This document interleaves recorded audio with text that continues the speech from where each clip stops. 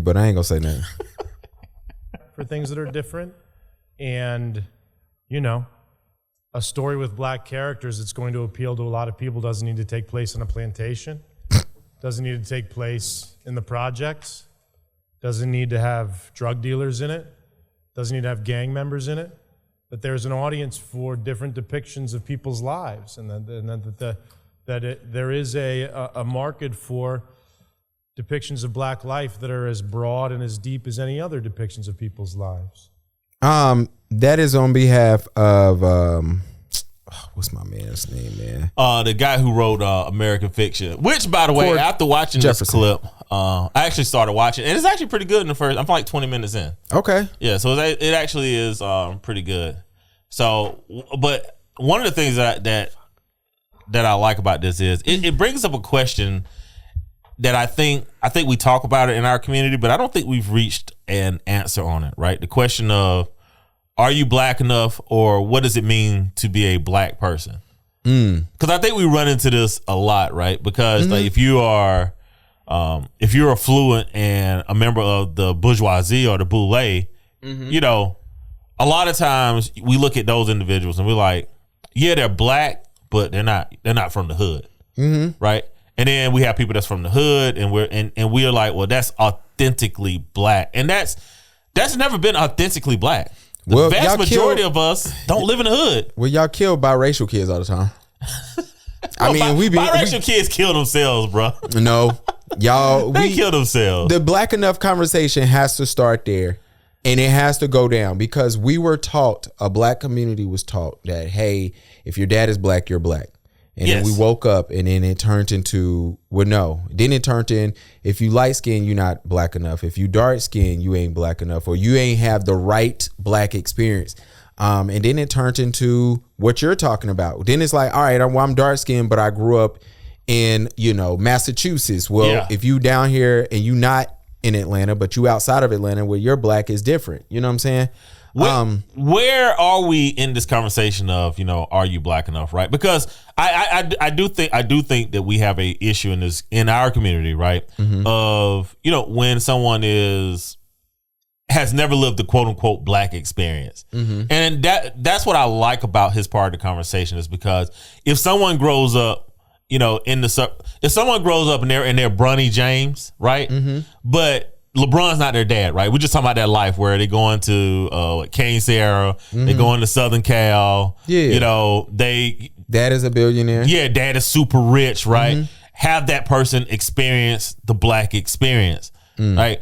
Why, what has transpired in our community that the identifier of the black experience is rising through the struggle?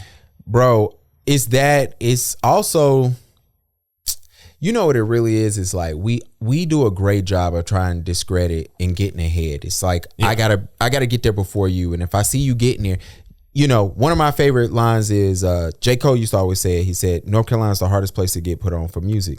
It ain't because the talent is there. It's because people are just so pulling you back, which is why he always said, I went to New York. Yeah. I went to college up here, played ball up here for a reason, right?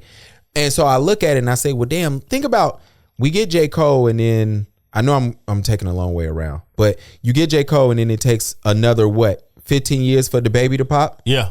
That no other city has that happen, where you have a major city, a number one artist, and it takes another 15, almost 17 years for another artist to pop off there. And even like using the baby, right? Like, how many times have we seen like an artist pop in St. Louis, right? After Nelly popped, St. Lunatics popped off. And Chingy came right after that. Chingy came right behind it, right? Like, Charlotte, the baby popped off, and then nothing else. Nothing else. So I say that's like, we find black folks have found a unique way to say, hey, let me discredit you if you look like you're doing better than me. And we got to fix that, because I look at it and I go, I grew up, I guess I look at it a little bit different, because I always grew up where my black experience was not the same. Nobody's black experience is the same, right? Yeah, exactly. But mine is a lot different than most people. But I grew up being told that, yo, you ain't black enough, or you don't have the black experience. And it's like, how not? Right.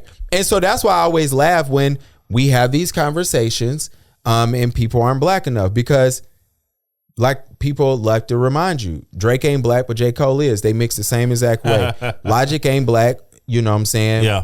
But Carmelo is, and he's not. Melissa Ford is not biracial. You know what I'm saying? That's how people look at Yeah. it. She grew up with a white mom.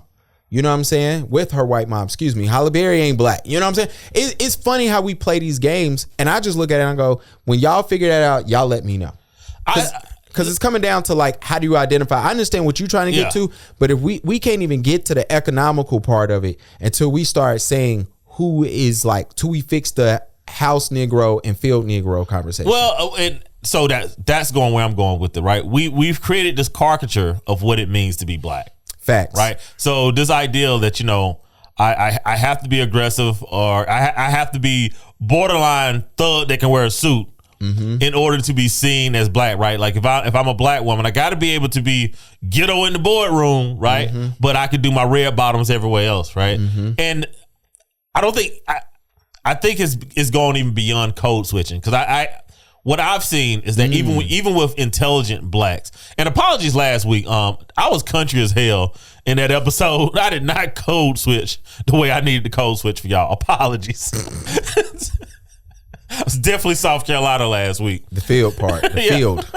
But I think we're now code switching to make people that are not black feel comfortable. Is it like cosplaying almost? It's almost like cosplaying, because and I think this is the part that's uncomfortable, right? Is that sometimes we see someone that is a part of the bourgeoisie or the boule attempt to be authentically black by playing a caricature, right?